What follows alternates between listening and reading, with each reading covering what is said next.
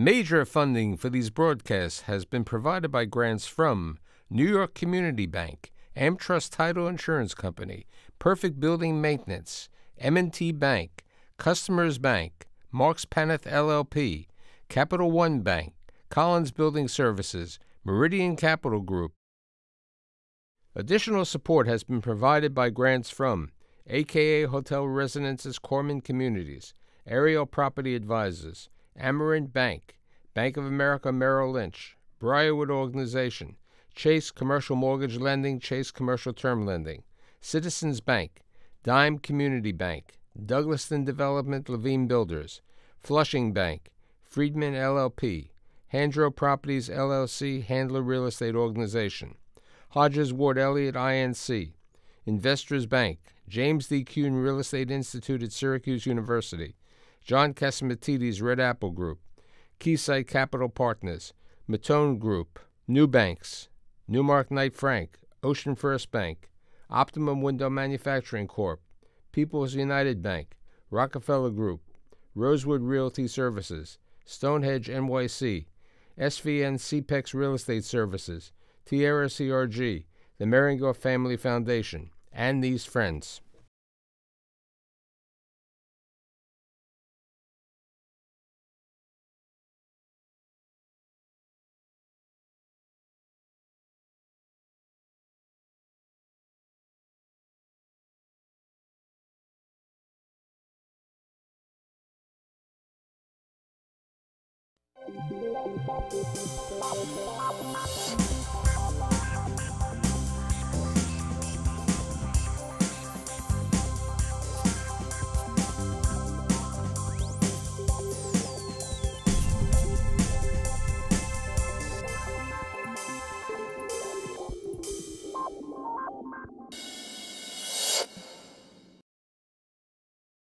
It's called Westchester. It's a unique place.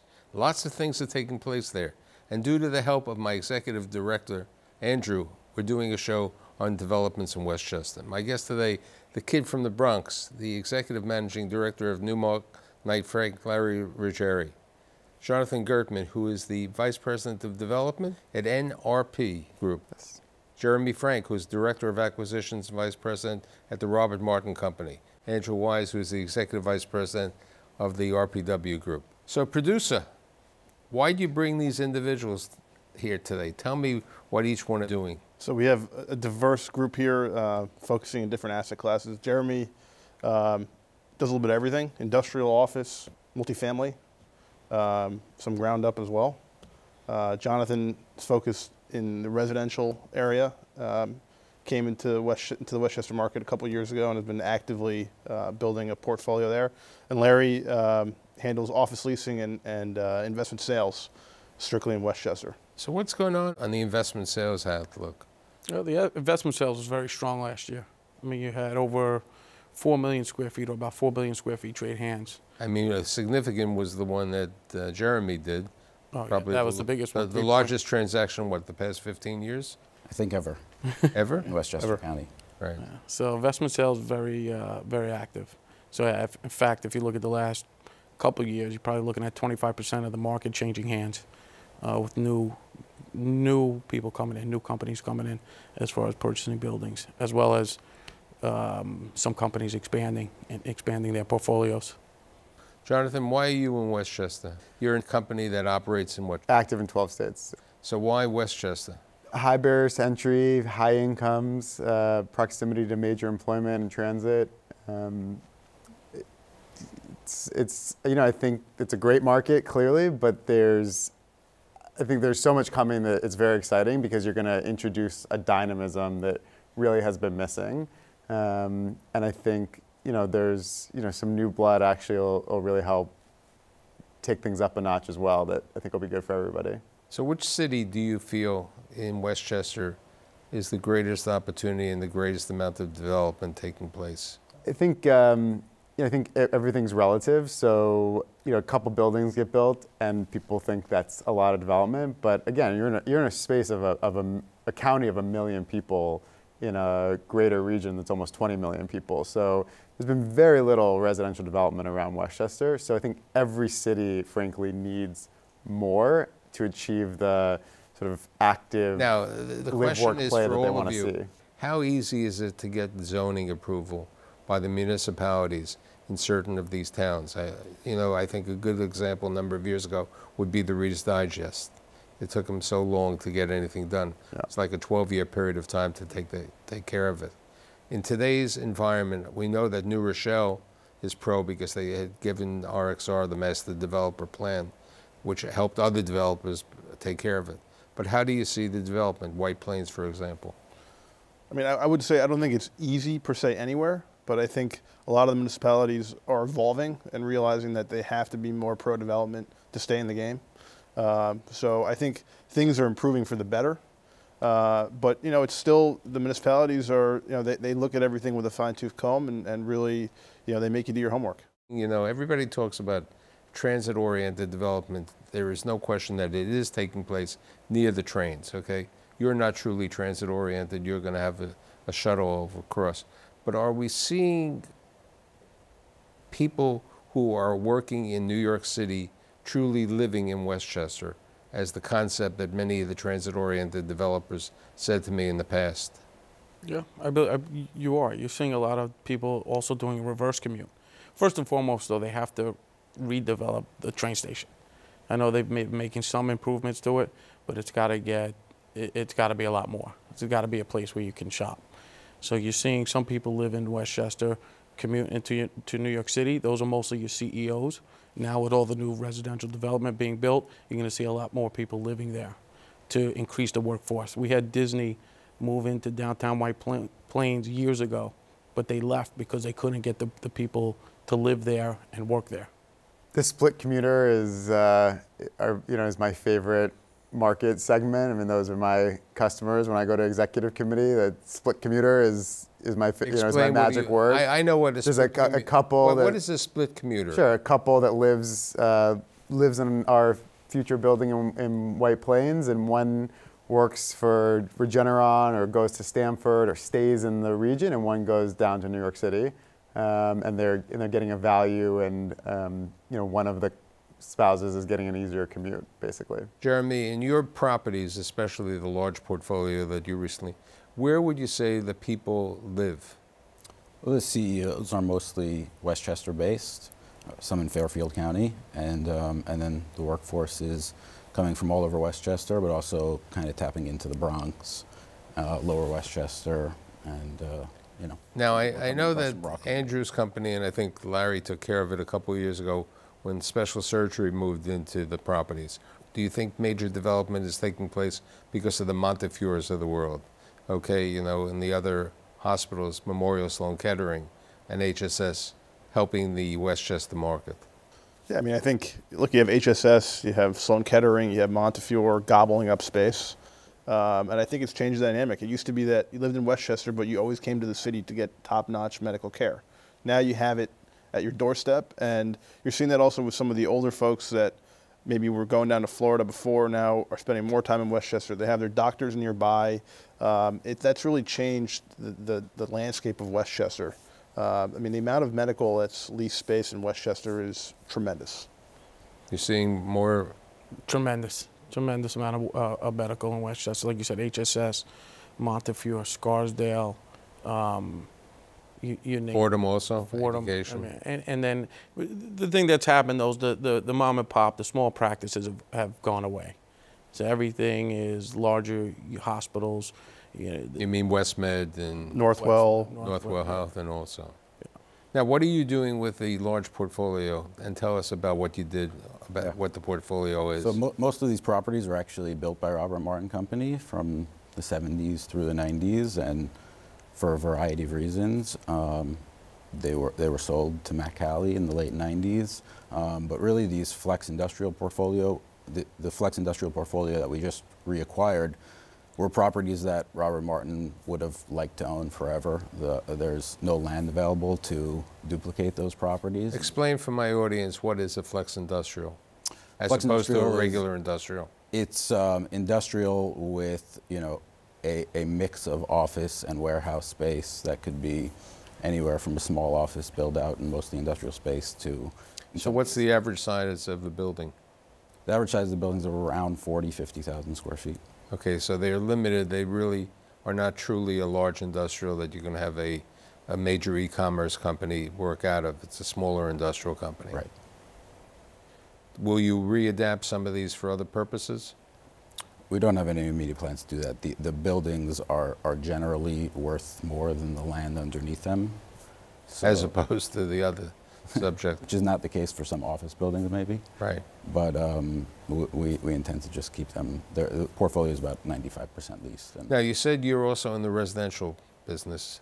I know in Florida, but what about in Westchester? not much in Florida, but in Westchester, we built a 95-unit apartment building in Elmsford a couple of years ago.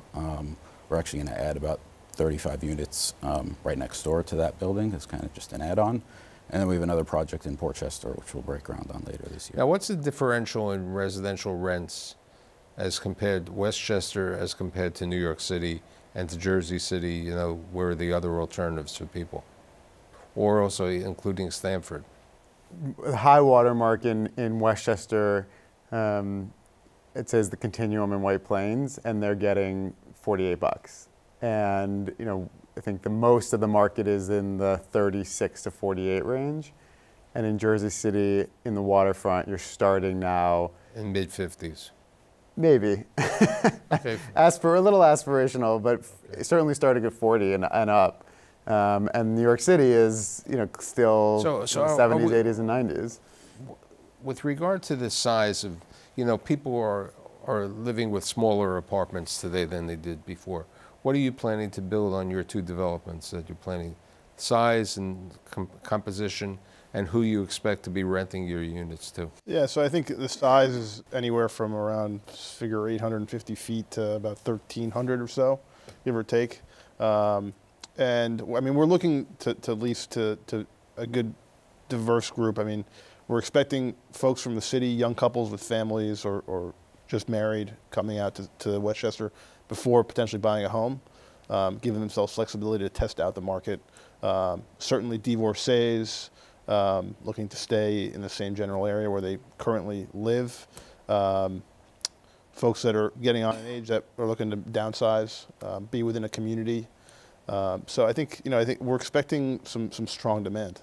Now, with regard to that, I know specifically in Long Island, the development has been limited because a lot of the municipalities didn't want to have schools.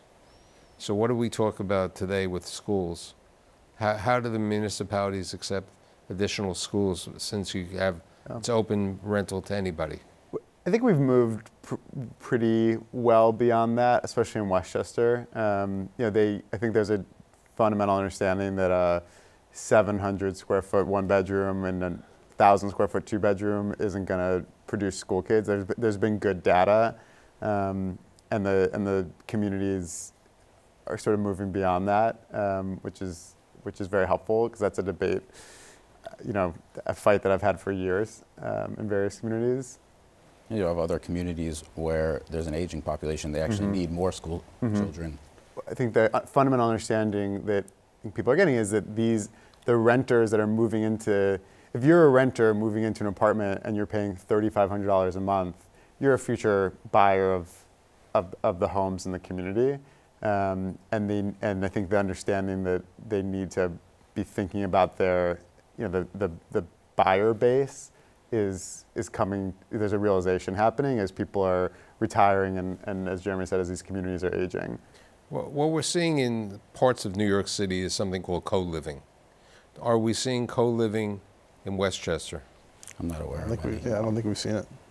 What about in Yonkers? I mean, I think Joe Cotter built some apartments at the Otis Elevator place, which are much smaller than the 850 feet that you're talking about, the co-living. You don't see that as an approach? Not at any scale. And I think, you know, there has to be some value to living. Even part of the value of living in Westchester is a little bit of space, a little bit of room, and like, when the tides are rising, I think, you know, you can rent anything. But I guess my sense is that, you know, those tiny micro apartments in suburban locations are the first get crushed if things turn. What about the other subject, you know, which was the New York City phenomena and around the world, the co-working, the WeWorks of the world? Are we seeing that? Are we seeing other co-working companies opening up in Westchester? Yes, you're not seeing the major ones yet. You're seeing the smaller ones, the Regises of the world and the Stark Business Solutions of the world. And now you're seeing Lifetime with their division of co-working. The Lifetime Fitness Center is opening up a co-working facility. Within the facility? No, within office parks. It looks like around the county. So, but you're not seeing the big WeWorks of the world just yet.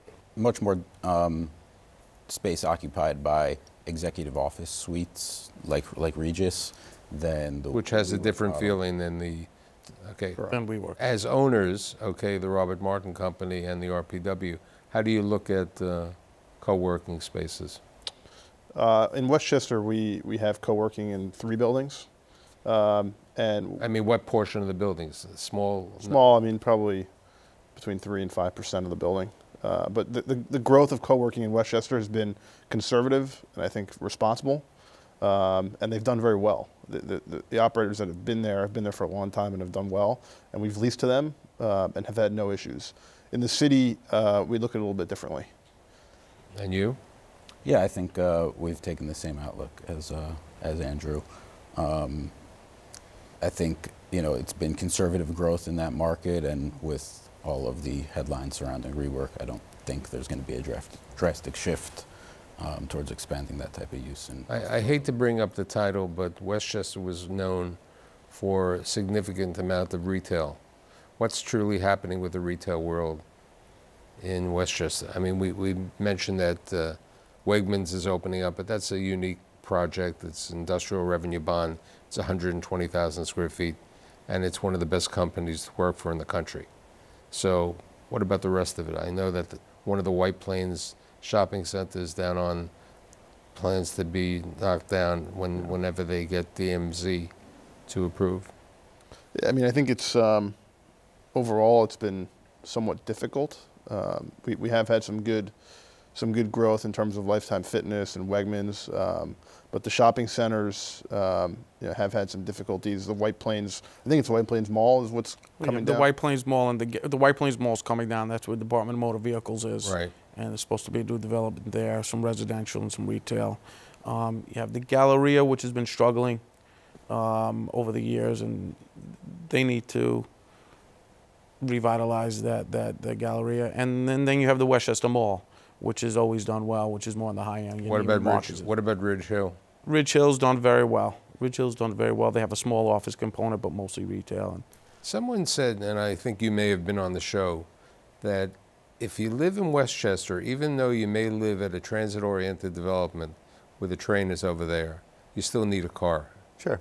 While if you live in Manhattan or you live in parts of Brooklyn, you don't need a car. The corresponding difference in the rent savings may be reduced significantly by that.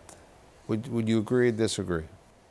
Yeah, I think it factors in, and the parking is easier and cheaper, and you could live off of Uber in Westchester, but we're not quite there yet. But you only need one car is the difference. But you know, I live in New York City, and I spend a lot of time out in the rest of the world, and you know, you realize how car dependent the rest of the country still is. But you know, Westchester's getting there. I mean, we're not building 2 parking spots per unit, and the towns aren't making us, which is the right thing to do. I mean, the challenge with real estate always is you're building a 50-year asset that has to be financially successful today. But we're getting down to 1.5 or less.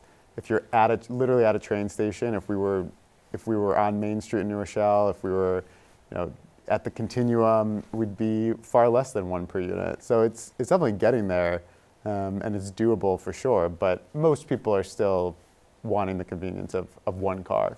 I think some of the challenges for retail actually go back to the car also, because there's actually strong demand for food uses, fitness uses, other service-oriented retail uses, but those uses generally have a higher parking requirement than the shopping centers were designed for, with a lot of dry goods retailers, and just finding the right retail mix is a challenge because of that. With regard to that, in the development that you're building, the two together and also the one that you're building over there, how are you taking into consideration the fact of e-commerce having such a large effect with regards to lockers or other things? Are you doing any other things? We're still doing lockers. I mean, it's interesting. The fad for a couple years was everybody was the putting fresh direct room. Sure, no, everybody was putting cold storage, right, for a couple years, and then the companies figured out that they just have their, cold bags, or they'll go directly into your unit. So now we don't even talk about cold storage rooms, which is, I found kind of interesting. We are doing a fully workforce housing development in New Rochelle, and we're putting a package locker system in there. It's 100% income restricted at 40, 50, 60, and 80% of AMI, and it's primarily financed with housing tax credits with a lot of state involvement. But the lockers were seen as like a premium item a couple years ago, and now it's just a necessity for everybody.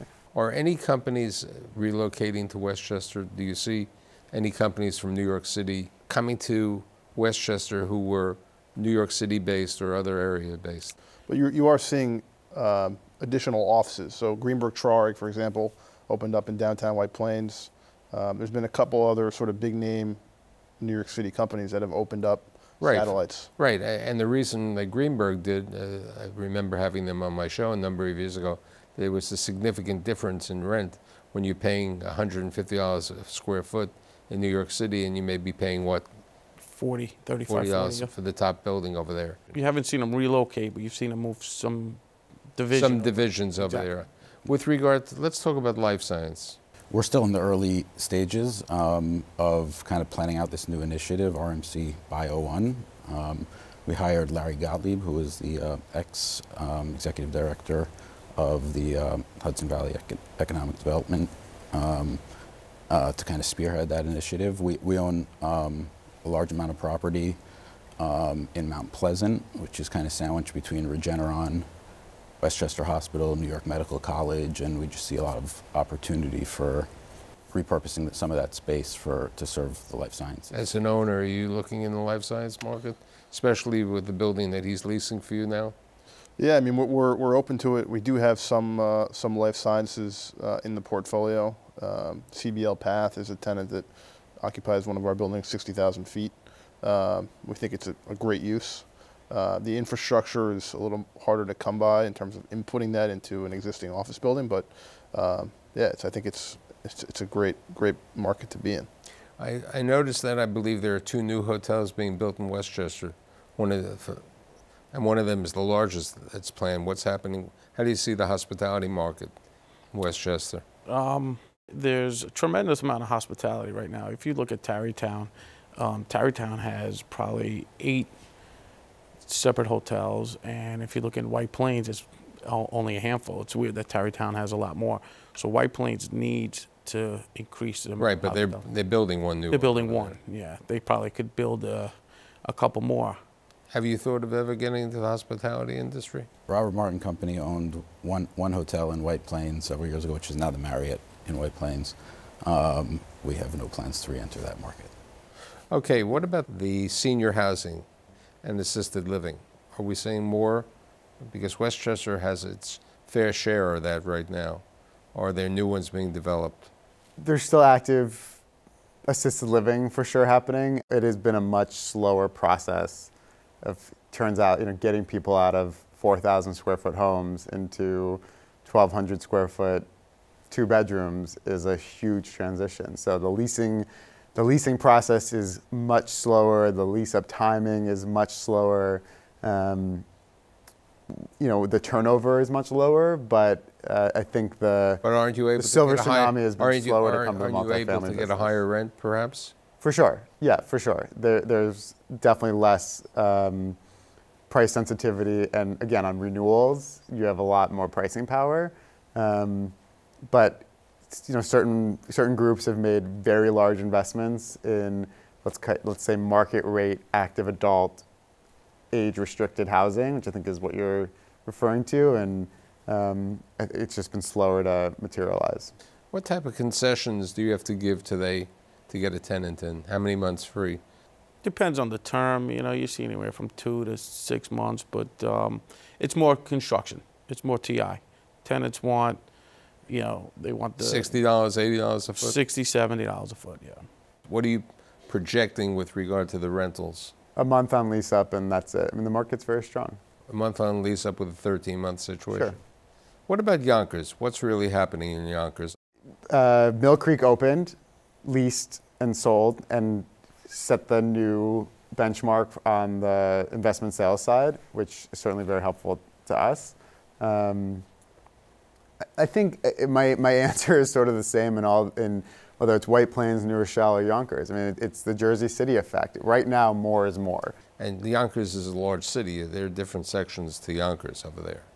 Yeah, I mean, look, it's not a coincidence that all of the development so far is around the train station, and I think you need to see a few thousand units open, and then it'll Right, but what they start to need around the stretch. train station is they need more retail also.